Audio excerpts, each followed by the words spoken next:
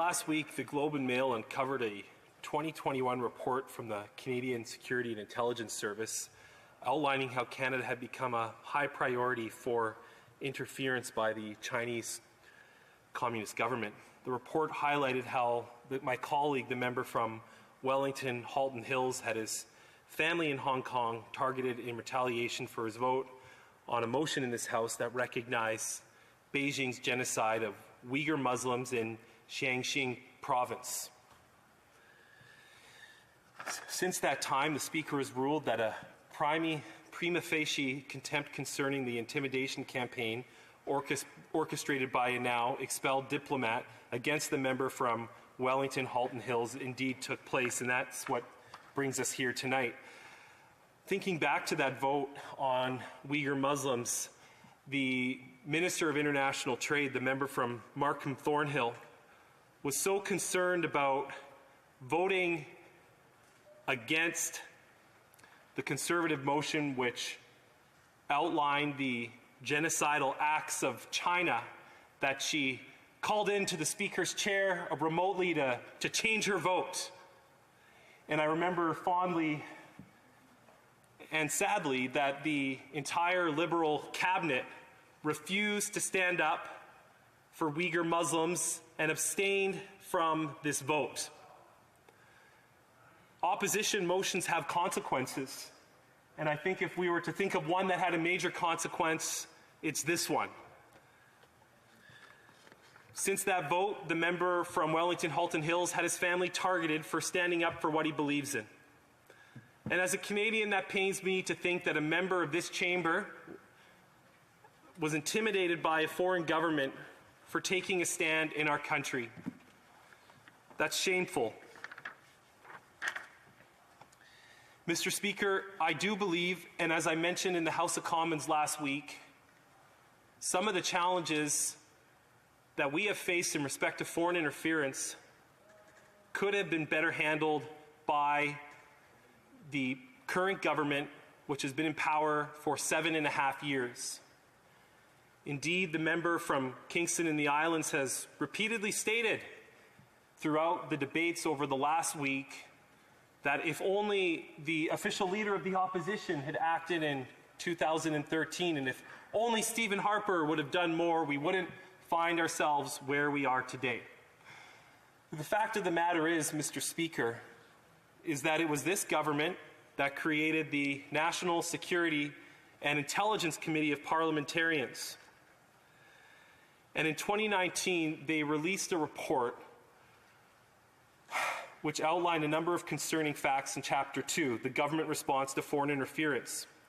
And it notes that while Canada's allies have identified interference as a significant threat and initiated various countermeasures, foreign interference in Canada has received minimal media and academic coverage and is not part of a wider public discourse. I will note, Mr. Speaker, that even since the release of this report in March of 2020, things have changed quite substantially in Canada.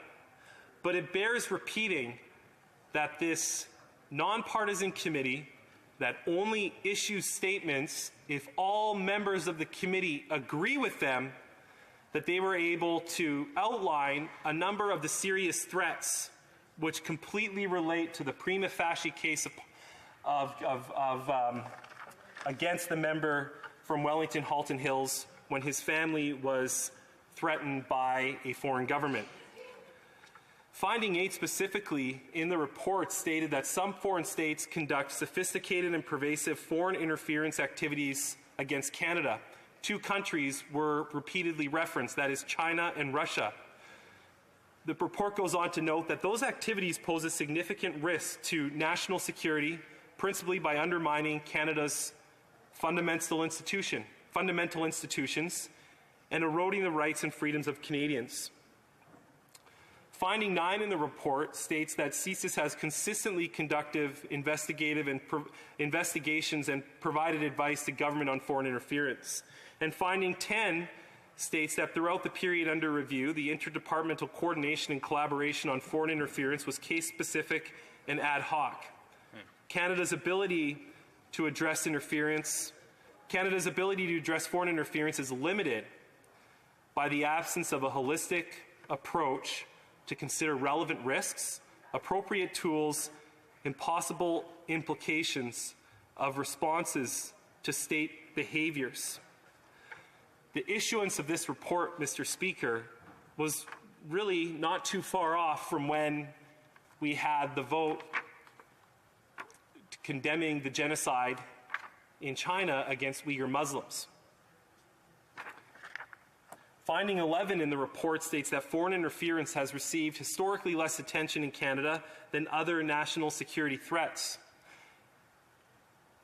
And finding 12 stated that the government engagement on foreign interference, unfortunately, has been limited.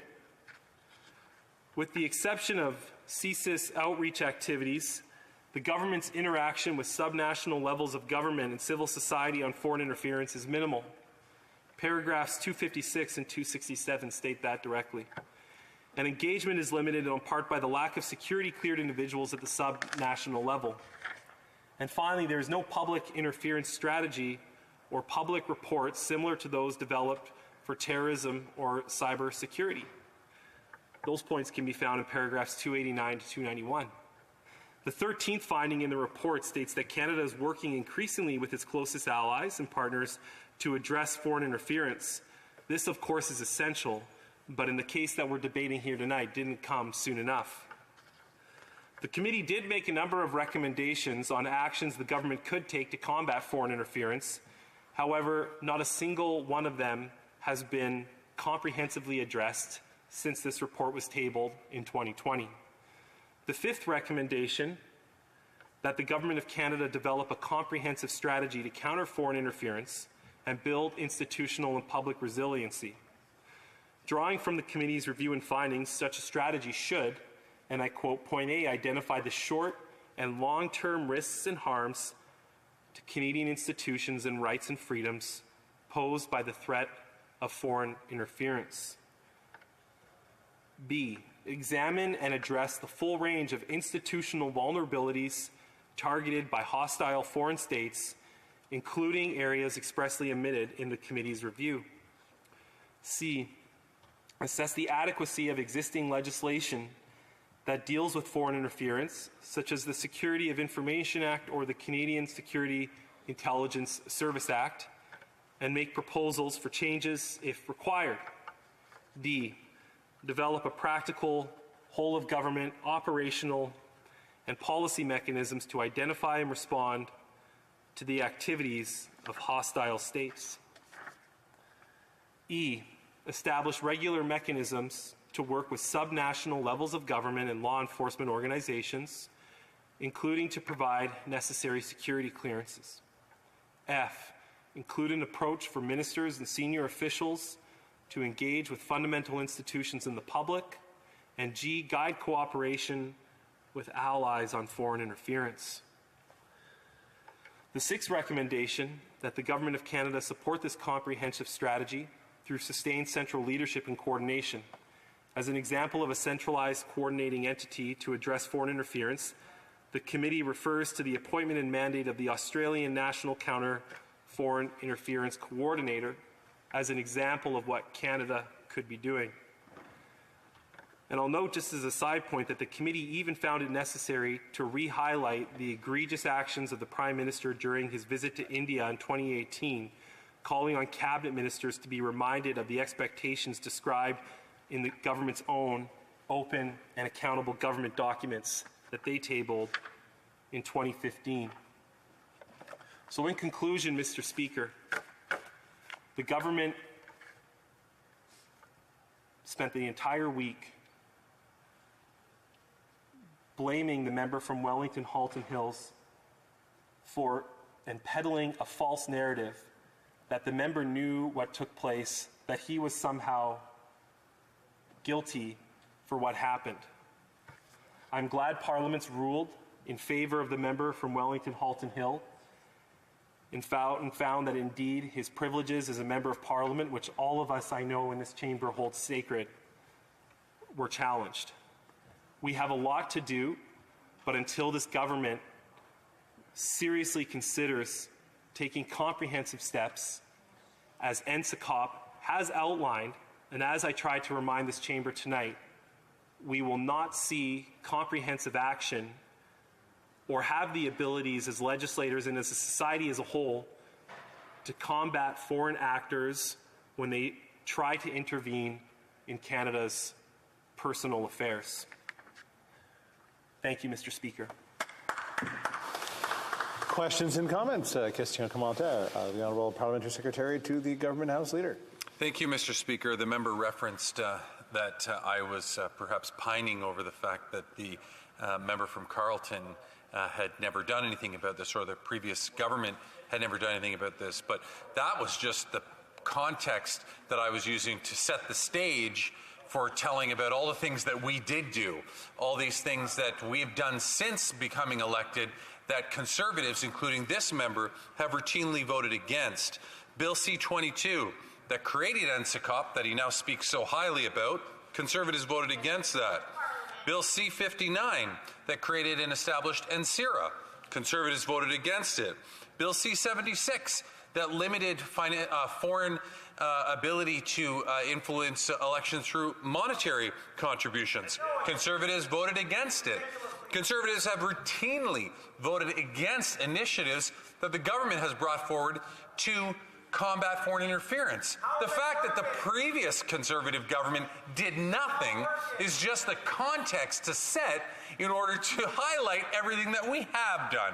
So I'm wondering if the member can share with this House why it is that he and his colleagues voted against all of those measures to combat foreign interference. Member for Mission Mascui Fraser Canyon. Well, specifically on the NSICOP measure, Mr. Speaker, although the report has been able to reach some necessary conclusions, this report, this parliamentary committee, doesn't report actually to Parliament. It reports to the Prime Minister's office. What the Conservatives called for from day one was an independent committee that reported to this institution. Because at the end of the day, it's this institution that Canadians vote for. It's this institution that Canadians are worried about. It's this institution that foreign governments are trying to undermine by threatening members of Parliament based on them voting the way they see fit on behalf of the communities they represent. Thank you, Mr. Speaker. Questions and comments? Question commentaire. The Honourable Member for...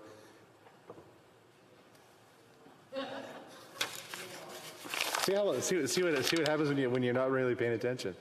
Courtney Alberni. Mr. Speaker, first I want to thank my colleague for his speech, and as a fellow British Columbian, I always really appreciate working with him on protection of wild salmon. But Mr. Speaker, in terms of the topic tonight, we know the problem of foreign interference isn't just about China. Canada needs to do way more when it comes to combating foreign interference from all countries, Mr. Speaker.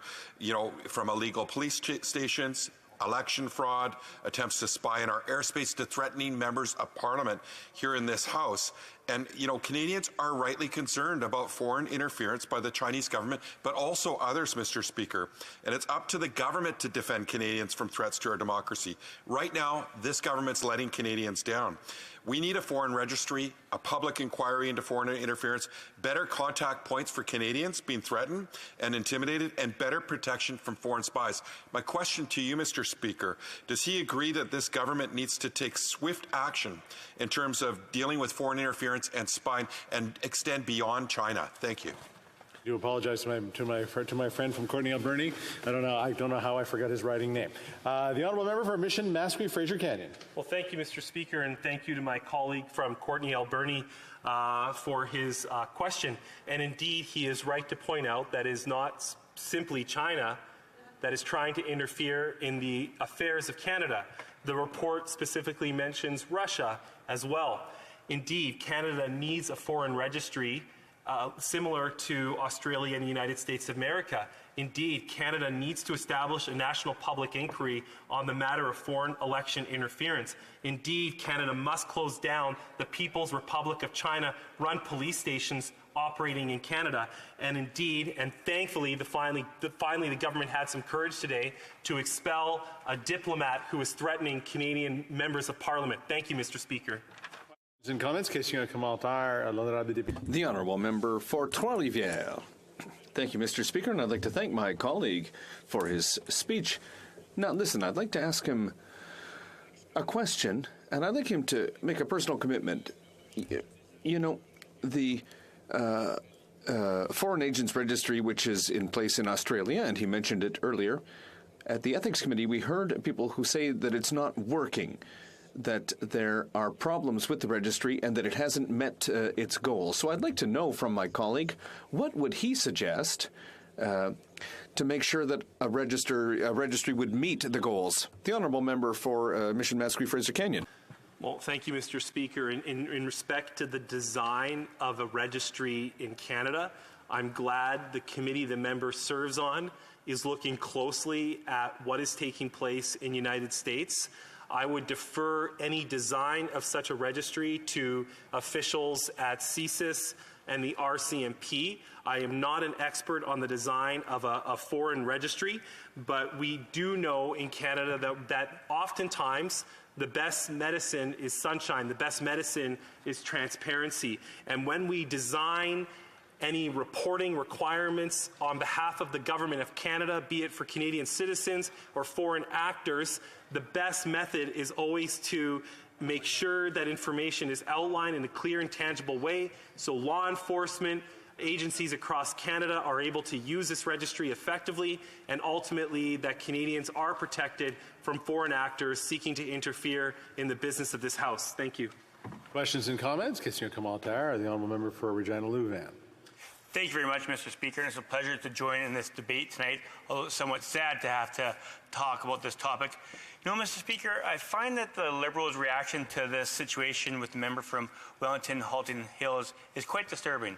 First, a couple days ago, they had two of the members attack the member from Wellington Halton Hills, saying that he should have acted quicker because he got briefed 2 years ago.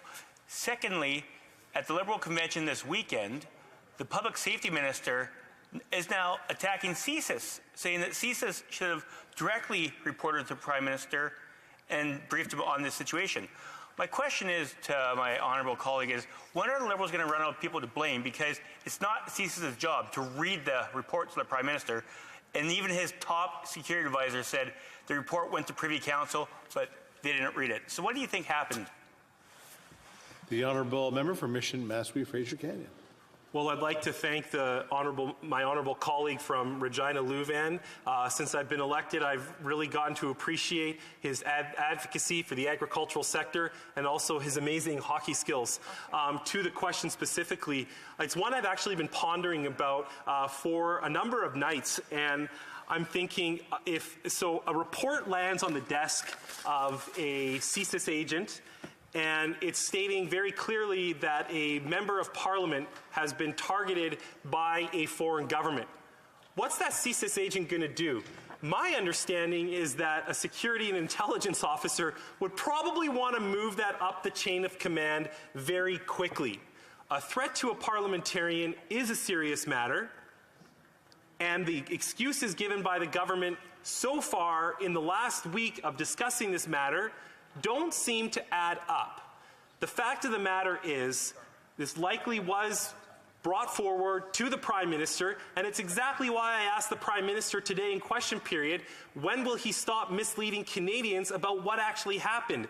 We need some transparency on this matter, and I hope that this debate we're having over this question of privilege continues to expose the lack of concrete and action by this government. In fact, in some cases, maybe negligence that they showed the member from Wellington Halton Hills for not taking appropriate action to move forward and provide him and his relatives the protection they're required in such a circumstance. Thank you, Mr. Speaker. Questions and comments? Question commentaire. The honourable member for Sandwich Gulf Islands.